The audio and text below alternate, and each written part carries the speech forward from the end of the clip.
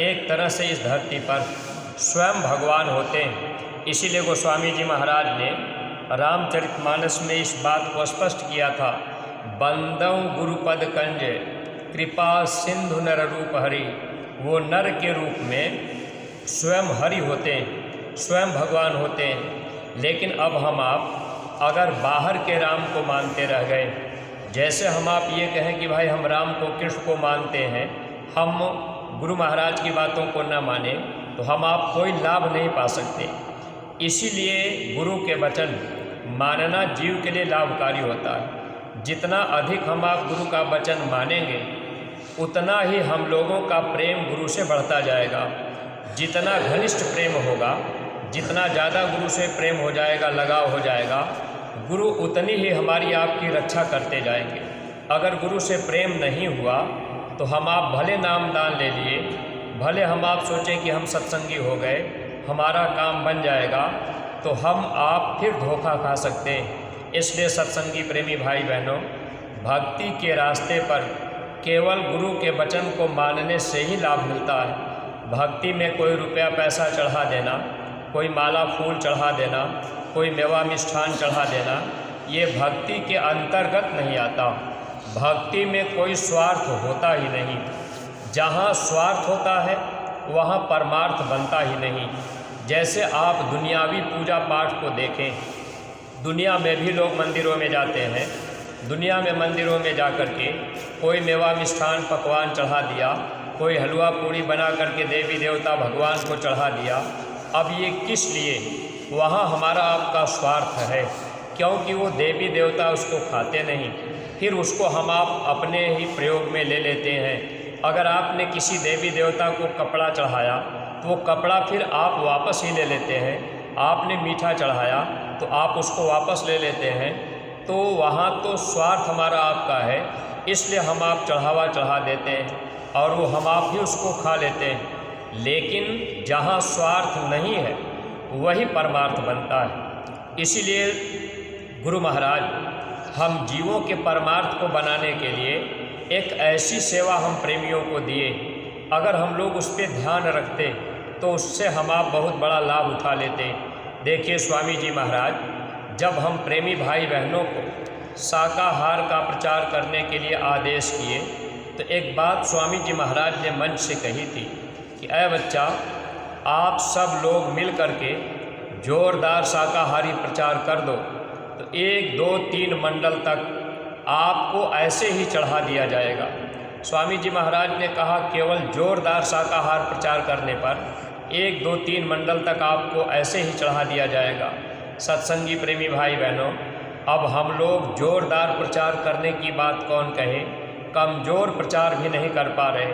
स्वामी जी महाराज के समय में जब गुरु महाराज आदेश किए मौजूद रहे तो ज़िले में बड़े बड़े काफिले यानी 1000, 2000 की संख्या में लोग निकलते थे। लेकिन आज की क्या स्थिति है? आज हम आप खुद विचार करें कि गुरु के वचन को धीरे धीरे हम आप भूलने लगे। फिर पूज्य महाराज जी अति दया कृपा करके हम सत्संगी प्रेमियों के लिए उन्होंने आदेश किया कि प्रत्येक सत्संगी प्रेमी भाई बहन एक एक गांव को गोद ले लें। गांव गोद लेने से जिम्मेदारियां हमारी आपकी बढ़ जाएंगी। हम लोग सोचने लगेंगे कि भाई ये गांव मेरा है, हम इसके जिम्मेदार हैं। तो जब हमारी आपकी जिम्मेदारी हो जाएगी तो उस काम को करने में थोड़ा मन लगता है। अब जब हम आप जिम्मेदार बन गए कि भाई ये गांव मेरा है, गांव हम गोद ले लेते हैं, उस गांव में हम आप जाते प्रचार प्रसार करते, चाहे वो गांव हिंदुओं का हो या मुसलमानों का हो, सिख या ईसाई कोई भी हो, छोटा बड़ा पढ़ा लिखा गरीब अमीर कोई भी हो, अब वहाँ कोई अपना स्वार्थ नहीं है। जहाँ स्वार्थ नहीं है वही पूरा पूरा परमार्थ बनता है। लेकिन जहाँ परमार्थ बनने का मौका मिलता है वहाँ ये मन हम लोगों का साथ नहीं देता है। ये मन क्या करता है? हम लोगों को धोखा दे देता है। इसलिए परमार्थी प्रेमी भाई बहनों, देखिए गुरु महाराज हम जीवों के हित के लिए, हम जीवों की भलाई के लिए स्वामी जी महाराज ने अथक परिश्रम किया। अगर हम लोग थोड़ा सा भी विचार कर लें और हम लोगों के अंदर जो बुराई विकार भरे हुए हैं, इन विकारों को महात्मा धीरे धीरे दूर कर देते हैं। बहुत से हम आप प्रेमी भाई बहन देखिए सेवा करने के लिए आते हैं, सेवा भी हम आप करते हैं और हम आप ये सोचते हैं कि भाई हम चल रहे हैं सेवा करेंगे हमको लाभ मिलेगा, लेकिन सेवा में भी हम आप ये ध्यान रखा करें, अगर मान लीजिए हम आप 2 4 10 दिन महीना 2 महीना सेवा किए और हम लोगों के अंदर जो आसुरी प्रवृत्ति है, यानी जो राक्षसी प्रवृत्ति है, जो काम क्रोध लोभ व अहंकार हैं, ये दुश्मन जब तक मूर्छित नहीं होंगे तब तक ये सूरत, तब तक ये जीवात्मा अपने सच्चे देश नहीं जा सकती। ये कब मूर्छित होंगे? जब हम आप राम की बात यानी चौथे राम गुरु की बात मानेंगे तब ये धीरे धीरे मूर्छित होंगे। जब वचन को मानेंगे तब लाभ मिलेगा। अगर हम लोग एक एक गांव गोद लेते, गांव में हम आप प्रचार प्रसार करने जाते, तो देखिए हम लोगों के अंदर अहंकार नाम का भी दूत है, ये भी एक राक्षस है, कहीं भी हमको आपको मार सकता है, गिरा सकता है। इसलिए इनको दूर करने के लिए गुरु वचन हम लोगों के लिए सर्वोपरि होता है। जब हम आप गांव में प्रचार करने जाते, चाहे कोई छोटी जाति का आदमी भी होता, तो हम आप उससे हाथ जोड़ करके जय गुरुदेव बोलते, तो अपने अंदर जो अहंकार, ये अहंकार मूर्छित होता है। कभी भी कोई बड़ा आदमी छोटे आदमी से हाथ नहीं जोड़ता है। आदमी के अंदर अहंकार रहता है कि भाई हम इससे बड़े हैं, लेकिन देखिए परमार्थ बनाने के लिए गांव गोद लेना जरूरी क्यों है? जब हम आप गांव गोद ले लेंगे, हिंदू मुसलमान सिख ईसाई छोटा बड़ा गरीब अमीर पढ़ा लिखा अनपढ़ कोई भी हो, हम आप जब उनके बीच जाएंगे और हाथ जोड़ेंगे, जय गुरुदेव कहेंगे, तो अपने अंदर जो अहंकार नाम का दूत है ये मूर्छित होगा। एक वचन में गुरु कई निशाने रखते हैं, अगर हम आप माने तब उससे हम आप लाभ पा सकते हैं। अब हम आप वचन ही ना माने तो लाभ नहीं मिल सकता। फिर हम आप उस गांव में जब लोगों को समझाते, इसका बहुत बड़ा प्रभाव पड़ता। एक बड़ा आदमी किसी गांव को गोद लेकर के प्रचार करता और छोटे आदमी से हाथ जोड़ के कह देता कि भाई आप शाकाहारी रहिए, पूज्य महाराज जी ने प्रार्थना की है, आप भी एक बार मथुरा चलिए। कोई बड़ा आदमी छोटे आदमी से अगर कहेगा तो निश्चित वो छोटा आदमी सोचेगा कि अरे भाई फलाने कह रहे थे तो चलिए एक बार हम मथुरा हो आते हैं। लेकिन सत्संगी प्रेमी भाई बहनों, हम लोग गुरु महाराज के वचनों को मान ही नहीं पाए। अगर वचन को हम आप मानते तो अपना भी सुधार होता, अपने अंदर जो काम क्रोध लोभ व अहंकार ये जो दूत है ये मूर्छित होते। फिर शील क्षमा संतोष विरह और विवेक ये सहेलियाँ जागृत हो जाती। फिर ये सूरत शब्द की डोरी पकड़ करके अपने देश चली जाती। जैसे कोई बच्ची गांव घर में जब शादी हो जाती है, विदा होती है, तो उसकी सहेलियां उसको साथ में हो करके डोली में बैठाती। जब तक सहेलियां साथ में नहीं रहेंगी, वो सहेलियों के साथ रह करके ही वो बच्ची डोली में बैठती है, अक्सर ये देखा जाता है। उसी तरह से इस जीवात्मा की सहेली शील क्षमा संतोष विरह और विवेक जब ये साथ देने लगेंगी, और ये साथ कब देंगी? जब काम क्रोध लोभ व अहंकार ये मूर्छित होंगे। अब ये मूर्छित कैसे होंगे? जब हम आप गुरु की बात को मानेंगे। जब गुरु की बात मानेंगे तब ये राक्षस मरेंगे। जैसे भगवान राम राक्षसों को मारे, वैसे ही ये चौथे राम की जो बात महात्माओं ने कही, अब महात्मा अपने को छिपा लेते हैं। महात्मा कभी नहीं कहते कि हम सब कुछ हैं, लेकिन प्रेमी भाई बहनों, अब उनकी हस्ती और शक्ति हम आप तब जान पाएंगे जब हम आप उस लोक में जाएंगे या हमारी आपकी दृष्टि खुल जाए। लेकिन अगर उनके वचन को हम आप माने तो ये विकार धीरे धीरे मूर्छित होने लगेंगे। धीरे धीरे हम आप एक दिन सच्चे देश सच्चे घर पहुंच जाएंगे। ये जीवन हम लोगों का सार्थक बन जाएगा। इसलिए परमार्थी प्रेमी भाई बहनों, गुरु वचन के अंतर्गत चलने पर ही हमारी आपकी भक्ति बन पाएगी। पहली बात, सुमिरन ध्यान और भजन हम आप नित्य नियम से करते रहें, और जो भी अपने गुरु दरबार से आदेश मिले हम लोग उस आदेश का पालन करते रहें। गांव गोद लेने का आदेश प्रत्येक सत्संगी प्रेमी को है।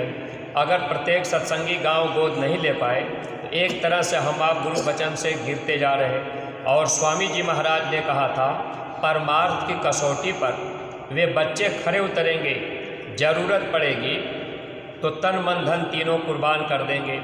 देखिए अभी जैसे गुरु महाराज की पावन जन्मभूमि पर यहाँ सेवा इस समय चल रही है। बहुत से प्रेमियों से जब फ़ोन से बात होती है, कहते हैं कि भैया इस समय ठंडक बहुत है, हम 10 दिन बाद आएंगे। क्या भरोसा 10 दिन के बाद सेवा न मिले। और गुरु महाराज ने एक बार कहा था कि उन बच्चों की परीक्षा ली जाएगी आग और पानी में कूदा करके। कब महात्मा आग में कूदा देंगे, कब पानी में कूदा देंगे, इसको हम आप क्या समझ पाएंगे। अब ऐसी ठंडक में अब लोग सोच रहे हैं कि भाई थोड़ा मौसम गर्म आ जाएगा तो फिर हम चलेंगे सेवा में। यही मन है, मन धोखा देता है। परमार्थ तब बनता है जब हम आप गुरु के वचन पे तुरंत अपनी कुर्बानी दे दें। गुरु से अगर प्रेम होगा तो जो भी आदेश होगा उस आदेश पर हम आप अपनी कुर्बानी दे देंगे, चाहे हमारा आपका कितना भी संसार बिगड़ जाए। लेकिन जब गुरु से प्रेम होगा तो संसार नहीं बिगड़ सकता, लोक भी बनेगा और परलोक भी बनेगा। दोनों तरह का सुख हम प्रेमी भाई बहनों को मिलता जाएगा। हम आप लोगों का समय ज़्यादा नहीं ले रहे, बहुत से प्रेमी डाक बंगले पर जाते हैं, इसलिए हम अपनी बाणी को यही विराम दे रहे हैं। कोई बात अटपटी लग गई हो तो आप लोग क्षमा कीजिएगा। सब लोग प्रेम के साथ मालिक के पावन नाम का उच्चारण करेंगे। जय गुरुदेव। सभी प्रेमी भाई बहन सामूहिक रूप से आरती प्रार्थना बोलें। जय